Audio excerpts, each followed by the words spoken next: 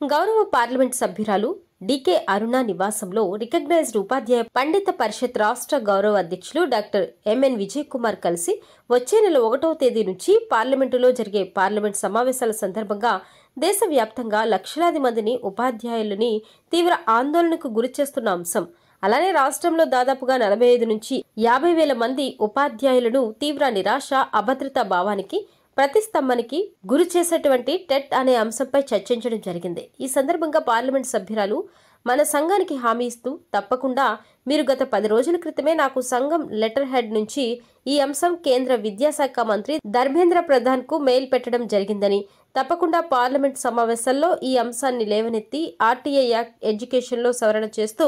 దేశంలోని ఉపాధ్యాయ లోకానికి తీవ్ర ఆందోళన, గందరగోళాన్ని సృష్టించిన ఈ అంశానికి త్వరలోనే ముగింపు పలుకుతామని, ఆ దిశగా భారత ప్రభుత్వం అడుగులు వేస్తున్నారని హామీ ఇచ్చారు. వారికి సంఘ పక్షాన అందరూ ధన్యవాదాలు తెలియజేశారు.